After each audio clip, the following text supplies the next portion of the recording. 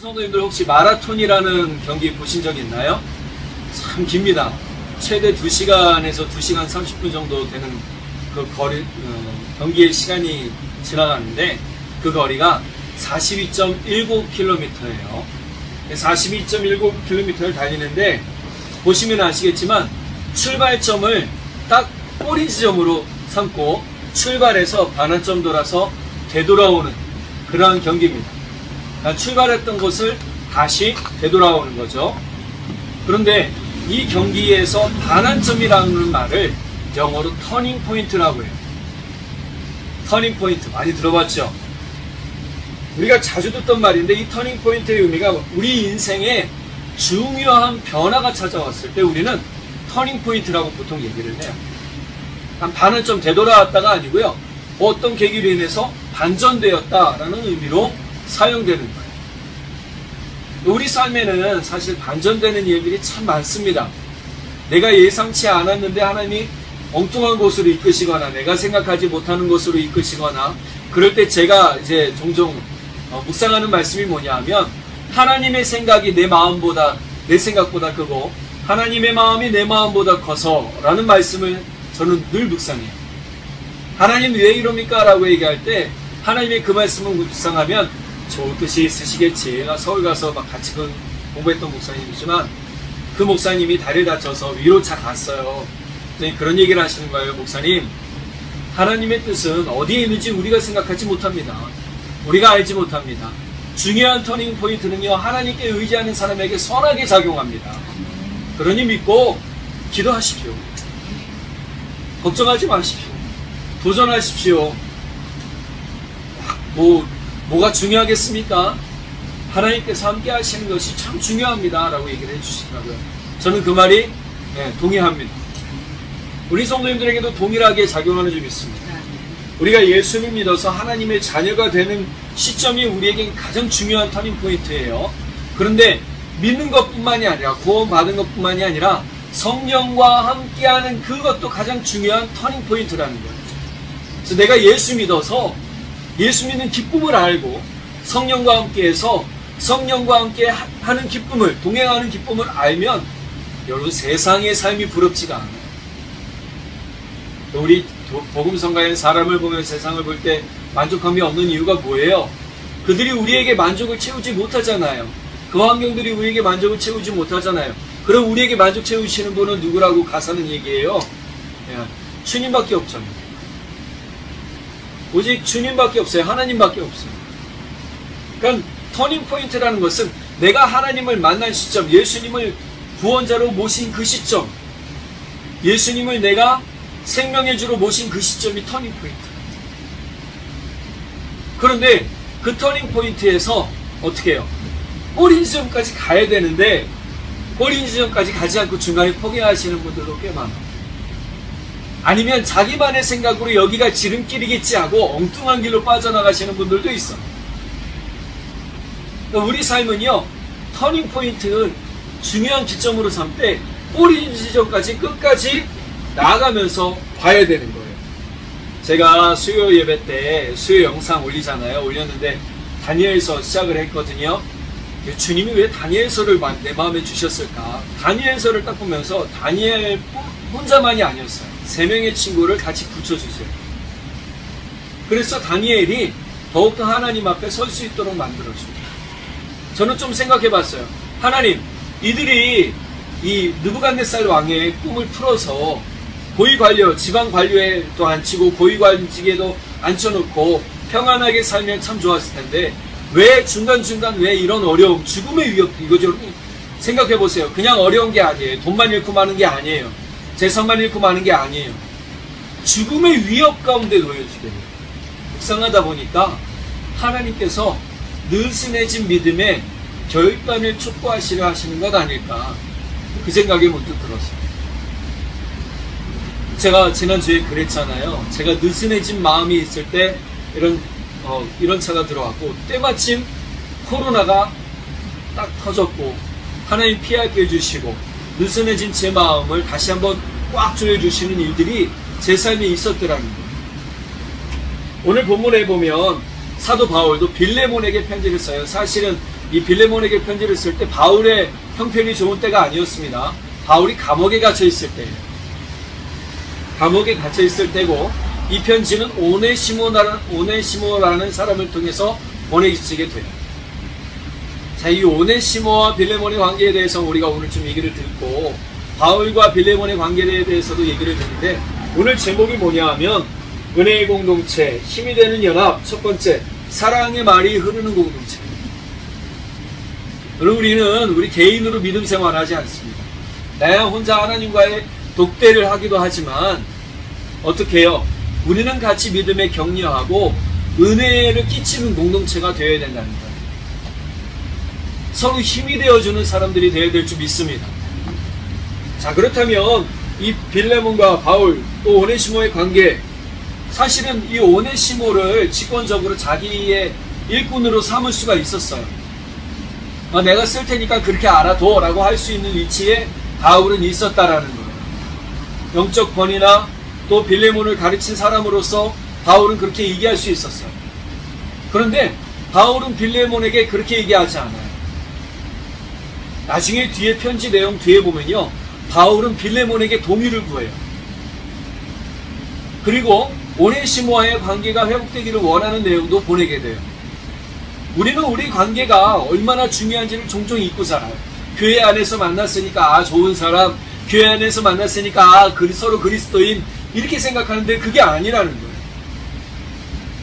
이거를 뛰어넘어서 우리에게 주신 새로운 은혜의 관점이 무엇인가라는 거예요. 새로운 신앙의 관점으로 사람을 바라보는데 그것이 어떤 것이냐라고 바울은 빌레몬을 통해 알려주고 이 오네시모에게 그것을 또한 심어주게 되죠. 자, 오늘 빌레몬서를 통해서 우리가 은혜의 공동체, 힘이 되는 연합을 이루는 과정, 이루어가는 과정, 또 필요한 이유, 그리고 그 결과의 기쁨을 같이 나누고 우리가 그런 공동체를 이루어가기를 간절히 바랍니다. 자, 그렇다면 첫 번째, 우리는 건강한 영적 공동체를 이루어가야 됩니다. 여러분, 이거 서로 소망하시기 바랍니다. 한번 따라해 보실까요?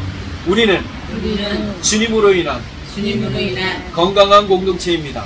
건강한 공동체입니다. 건강한 공동체는요, 내 유익만 따르지 않죠. 사도 바울은요, 복음을 전하는 일을 이렇게 얘기해요. 갈라디아서 2장 2절에서 이렇게 얘기합니다. 세번역분에 보면 나는 이방 사람들에게 전하는 복음을 그들에게 설명하고 유명한 사람들에게는 따로 설명하였습니다. 그것은 내가 달리고 있는 일이나 지금까지 달린 일이 헛되지 않게 하려고 한 것입니다. 지금 바울은요, 복음 전하는 일, 복음을 가지고 생명을 전하는 일에 대해서 뭐라고 얘기하냐면 달리는 것이라고 해요. 우리는 달리는 인생을 뭐라고 종종 비유하냐면 마라톤으로 비유하잖아요. 제가 종종 쓰기도 하지만 마라톤으로 비유하는데 바울 사도가 이것에 얘기하는 거예요. 나는 이 달려가는 일을 헛되지 않도록 힘쓰고 애쓰고 있다라는 거예요. 바울은 그런 길을 가던 중에 복음을 위해 달려가던 중에 한 사람을 만났다는 거죠. 그 한 사람이 누구냐? 오네시모예요. 근데 이 오네시모는 빌레몬의 종이었습니다. 노예였어요. 무슨 일 때문인지 어느 지방에 갔을 때 이 오네시모를 만났습니다. 오네시모를 만났는데 이 오네시모는 빌레몬 가정에 있을 때는 하나님을 알지도 못하고 그리스도를 알지도 못한 사람이었어요. 그렇지만 바울을 만나서 예수 그리스도를 영접하고 온전한 그리스도인이 되었고, 심지어는 어떤 사람이 되었느냐?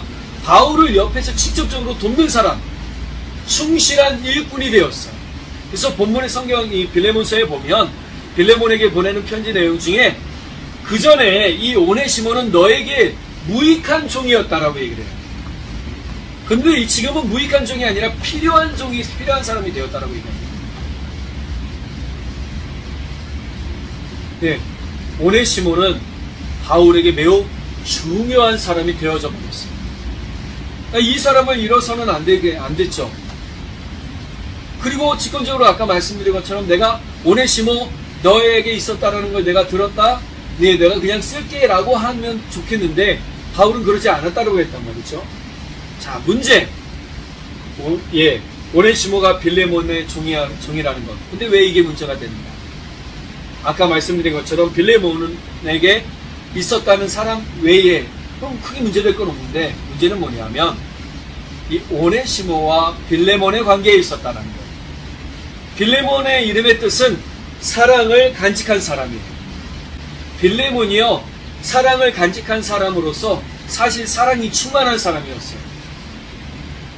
사랑이 충만하다는 건 굉장히 좋은 일입니다. 사랑으로 사람을 대하고 사랑으로 모든 일들을 이루어가는 사람이란 뜻도 되겠죠. 사도행전 19장 9절에서 10절, 26절을 인용해서 두란노 서원에서 이 빌레몬을 전도했다라고 얘기하는 학설도 있는데 자세한 건 이름이 나오지 않아서 몰라요. 그러나 중요한 사실은요, 이 빌레몬이 사도 바울을 만나서 예수를 믿었다는 것만큼 매우 확실해요. 그리고 그냥 믿고 평범한 그리스도인으로 살지 않았다는 거예요. 빌레몬은요, 자기 가정을 교회로 내놨어요. 여러분, 이 빌레몬이라는 사람이 이 당시에 부자였어요. 이 식솔들까지도 가정으로 포함했어요. 식솔이란 건 뭐냐면 내 가족, 그러니까 아내, 자녀 플러스 그 당시 종들 60명이고 70명이고 종들이 있었다면 그들도 뭐예요? 가족인 거예요. 빌레몬의 가정에서도 이 노예들을 뭐로 쳤다는 거예요? 가족으로 쳤다는 거예요. 비록 종의 신분이지만 이들에게도 일부 자유권이 있었고 재산을 모으는 일들도 있었어요.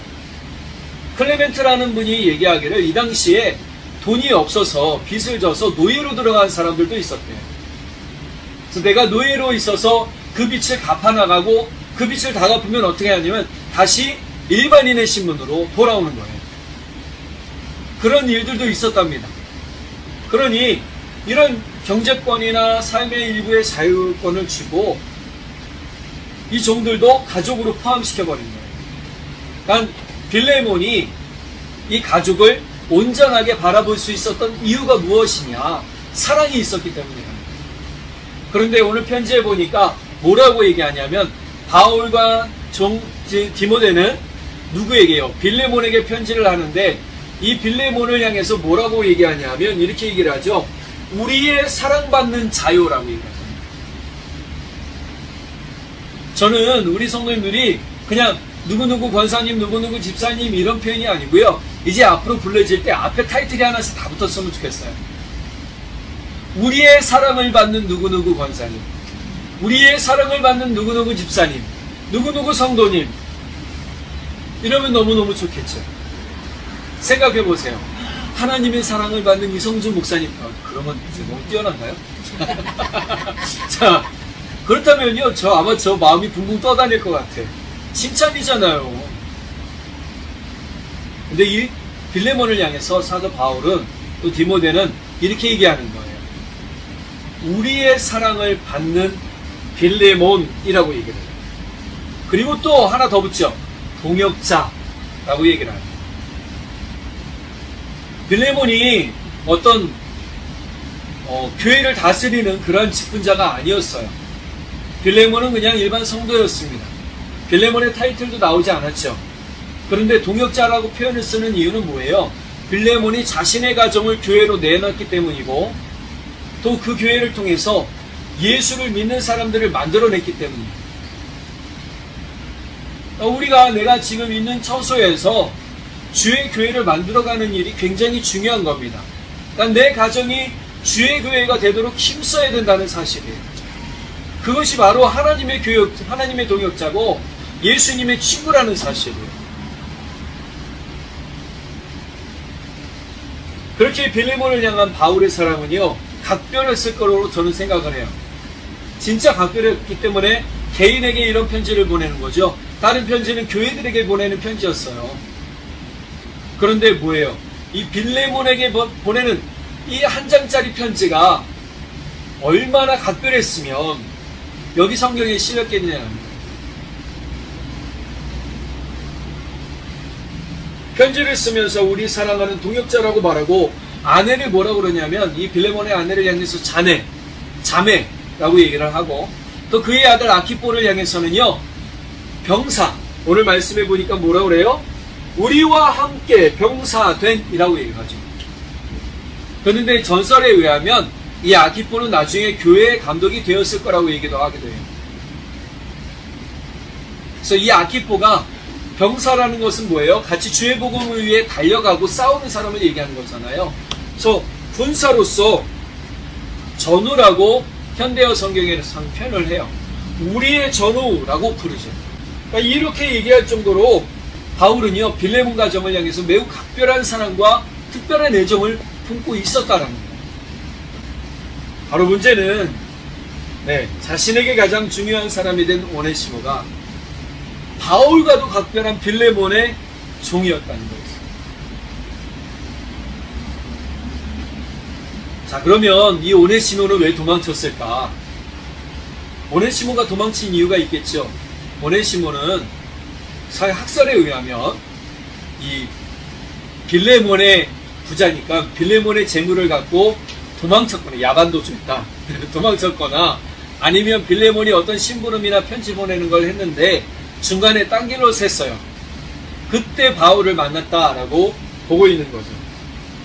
그래서 18절에 보면 그대에게 잘못한 것이 있거나 빚진 것이 있거든 그것을 내 앞으로 달아 놓아 주십시오라고 할 정도로 오네시모는 빌레몬에게 큰 잘못을 하고 있었다는 거예요.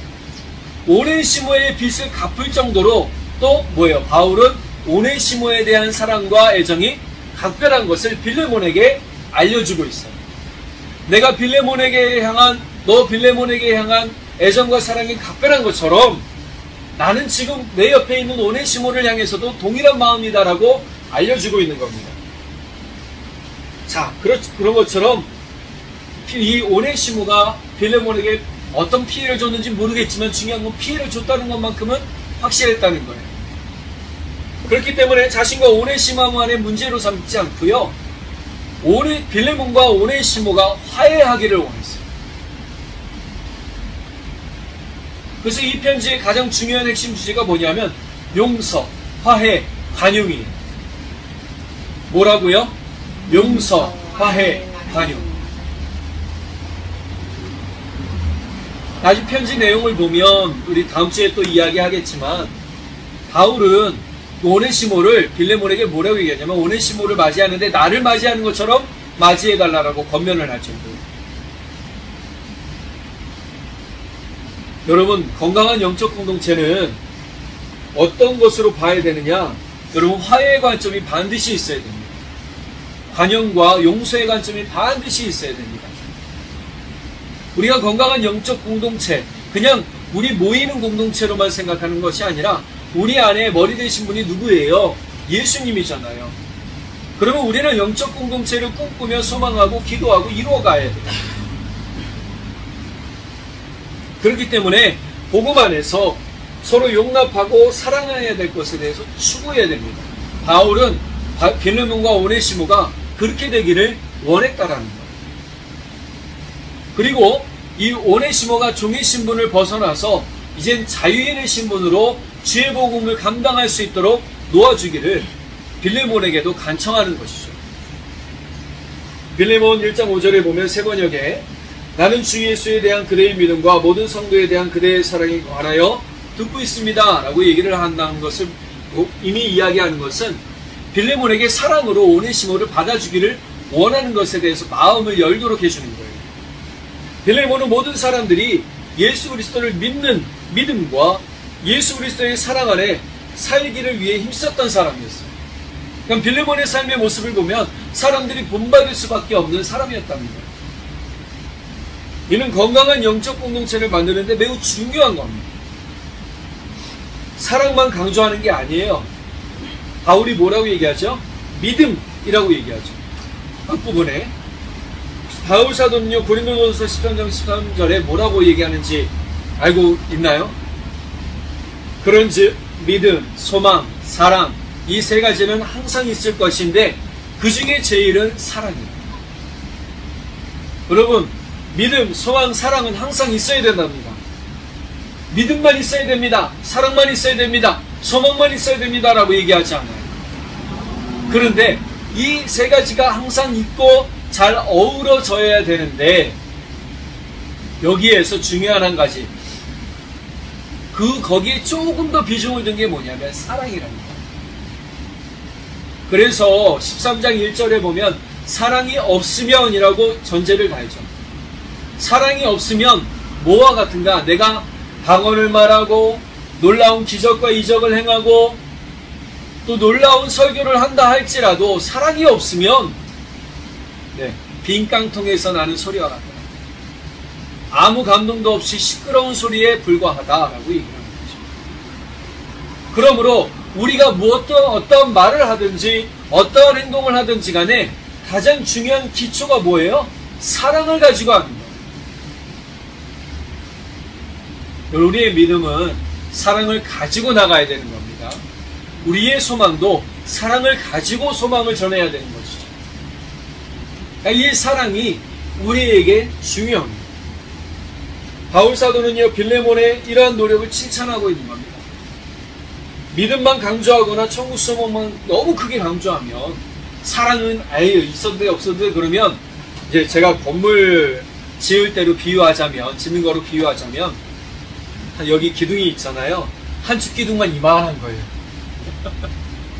그러면 어떻게 해요? 밖으로 튀어나오던 안에 있던 이거는 아무 소용이 없는 겁니다.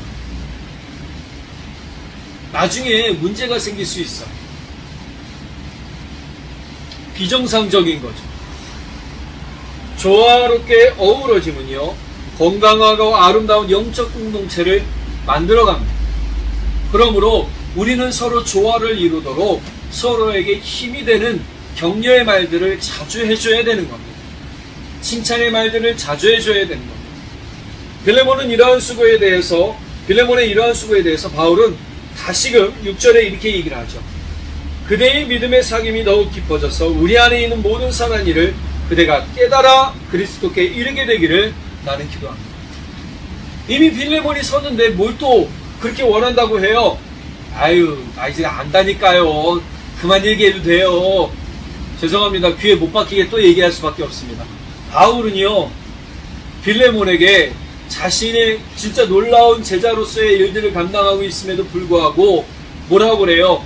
그대가 믿음의 사귐을 온전히 가지고 그대의 선한 일을 열심히 계속 나타내서 그리스도께 이르기를 원한다고 당부하는 것은 너의 포기가, 너의 수고가 끝까지 잘 이루어져서 좋은 열매로 맺혀지길 원한다고 얘기하는 것과 똑같은 거예요. 우리 삶은 주님의 말씀을 귀에 못 박히도록 들어야 해요. 그리고 그것면을 끝까지 따라가야 될 줄 믿습니다.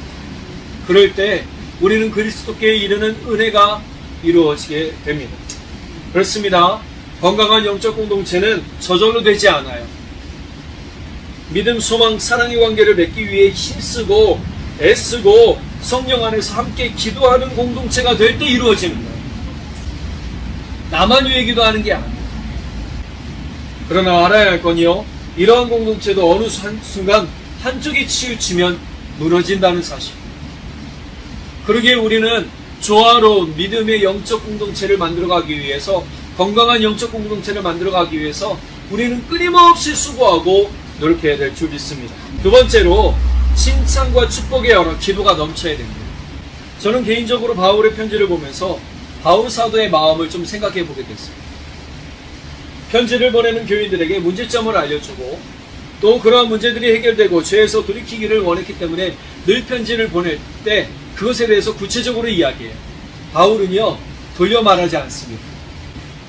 그들이 잘하고 있는 것에 대해서 먼저 칭찬하고 인정해요. 여러분의 수고가 무엇인지를 안다는 거예요. 여러분이 무엇을 위해 힘쓰고 애쓰는지 안다는 거예요. 오늘 본문도 마찬가지입니다. 그런데 빌레몬서 1장 4절과 6절에 보면 바울은 그것과 더불어 기도한다라고 얘기를 하면서 나는 기도할 때마다 그대를 기억하면서 언제나 나의 하나님께 감사를 드립니다. 그래요. 바울은 빌레몬을 향해서 항상 뭐 한다고요? 기억하면서 기도한대요. 그리고 항상 기도할 때마다 뭐 한다고 그래요? 하나님께 감사한대요. 자, 그리고 6절에 뭐라고 그러냐면 그대의 믿음의 사귐이 더욱 깊어져서 우리 안에 있는 모든 선한 일을 그대가 깨달아 그리스도께 이르게 되기를 나는 기도합니다 라고 빌레몬에게 권면하죠. 자, 그렇다면 이 6절의 말씀을 개역개정에서 보면 뭐라고 그러냐면 우리 성경책에 나와 있는 대로 보면 이로써 내 믿음의 교제가 우리 가운데 있는 선을 알게 하고 그리스도께 이르도록 역사하느니라. 그런데 제가 MSG 성경을 보니까 뭐라고 그러냐면, 그리고 저는 우리가 공통적으로 갖고 있는 이 믿음이 우리가 행하는 선한 일을 계속 나타내고 사람들이 이 모든 것에서 그리스도를 인식하기를 계속 기도합니다. 자, 여기서 이야기하는 빌레몬에게 권면하는 세 가지가 있어요. 첫 번째 뭐냐? 우리가 공통적으로 갖고 있는 이 믿음이라는 거예요. 세 번역에서 믿음의 사귐이라고 얘기하는 부분, 믿음의 교제라고 개혁성경에서는, 우리 성경책에서는 이야기하고 있는데, 믿음의 교제, 믿음의 사귐.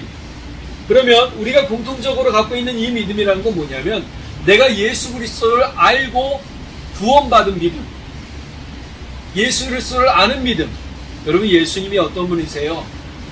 하나님의 아들이시고 육신을 입고 이 땅에 오시고 또 우리를 위해 이 땅에서 고난받으시고 십자가에서 죽으시고 우리에게 생명 주시기 위해 부활하신 그분, 그리고 이 땅을 다시 한번 심판하시기 위해 오실 주님, 그분이 예수 그리스도, 이 믿음을 이야기하는 거예요. 다른 믿음이 아니에요. 그러니까 이 믿음 가운데서 우리가 이 믿음을 굳건히 갖고 있다. 공통적이라는 거죠. 믿음의 사귐이라는 건 결국 이 믿음을 가진 모인 우리가 서로 사귀어가는 걸 이야기하는 거예요. 알아가는 것을 이야기하는 거예요. 자, 그리고 이것은요, 어떻게 해요? 단순히 구제나 교제만 얘기하는 게 아니고요. 관용이나 마음의 후함을 이야기하는 거예요. 이게 바로 믿음의 사귐인 거죠. 그러니까 우리가 이 믿음의 공통적인 것을 가지고 뭘 해야 되냐? 두 번째로, 우리가 행하는 선한 일을 계속 나타내는 것. 우리가 행하는 선한 일, 우리 안에 있는 모든 선한 일을 이라고 얘기해요. 자, 선한 일을 계속 나타낸다는 것은 선한 일을 계속 해야 된다는 겁니다. 그럼 이 선한 것은 우리가 생각하는 도덕적인 것인가? 그게 아니에요. 도덕적인 것 플러스 뭐예요? 하나님의 선하심을 나타내는 거예요. 그 하나님의 선하심이 뭐냐? 하나님이 우리를 향해서 끊임없이 참으시는, 인내하시는 그 사랑을 나타내주는 것. 그게 바로 선이라는 것. 데살로니가후서 3장 13절 현대인의 성경에 보면, 형제 여러분, 선을 행하다가 낙심하지 마십시오. 이렇게 얘기했어요. 자, 쉬운 성경에 보니까 조금 길게 나왔어요. 바르게 살고 있는 형제 여러분. 여러분, 그냥 형제가 아니에요. 바르게 살기로 힘쓰는 형제 여러분이에요. 내가 죄에 빠지지 않으려고 노력하는 거예요.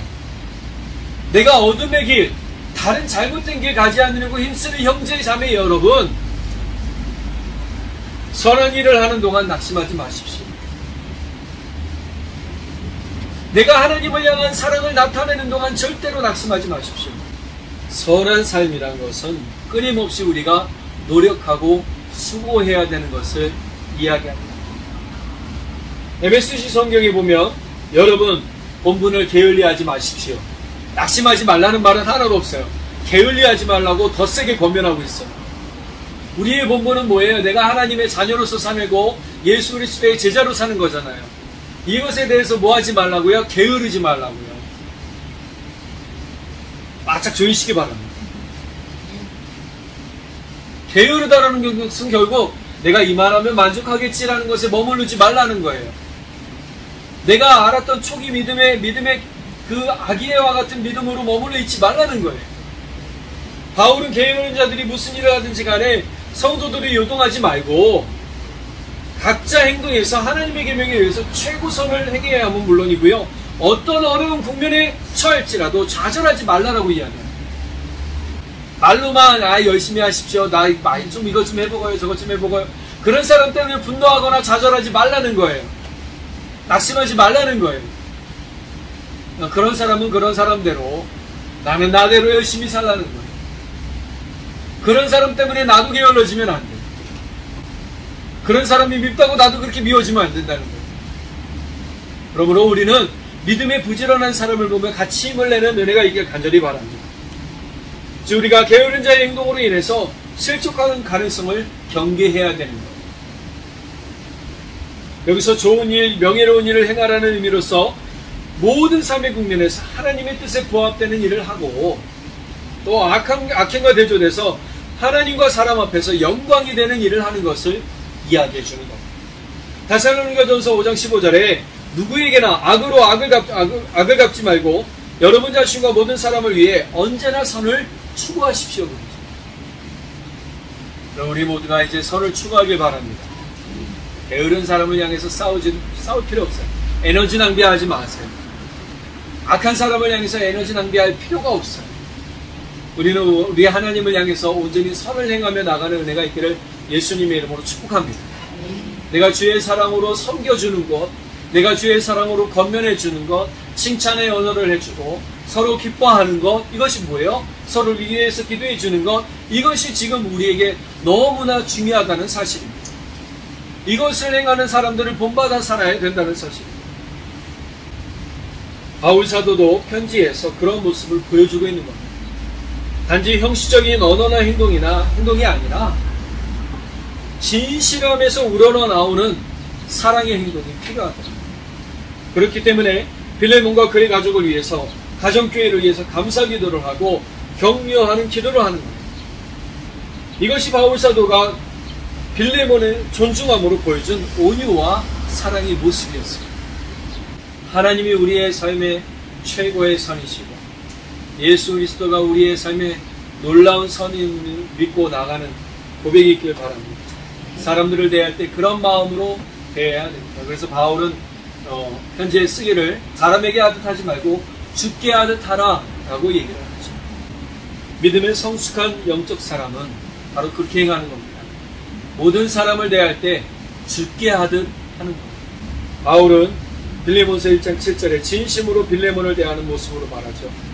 형제여, 성도들의 마음이 너로 말미암아 평안함을 얻었으니 내가 너의 사랑으로 많은 기쁨과 위로를 얻었노라.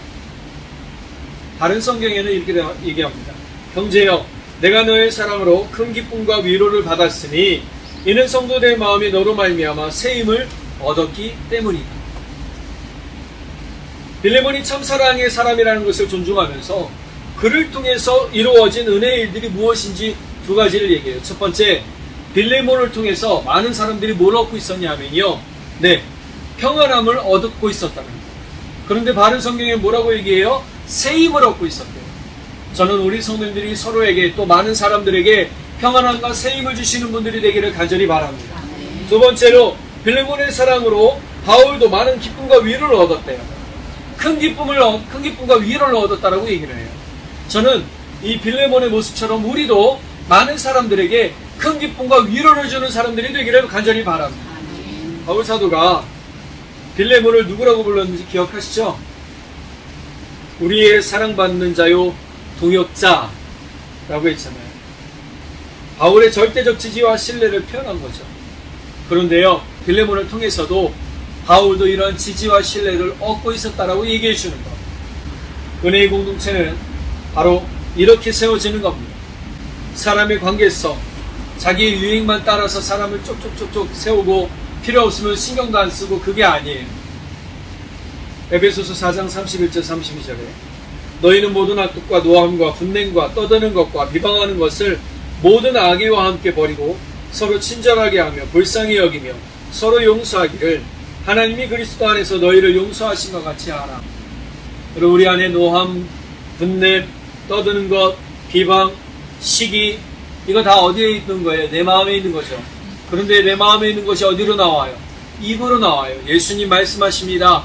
예수님은 우리 마음에 있는 것이 입으로 나오는데 이 입으로 나오는 것이 깨끗할 수도 있고 더러울 수 있다는 거예요. 뒤로 나오는 게 더러운 게 아니라는 거예요.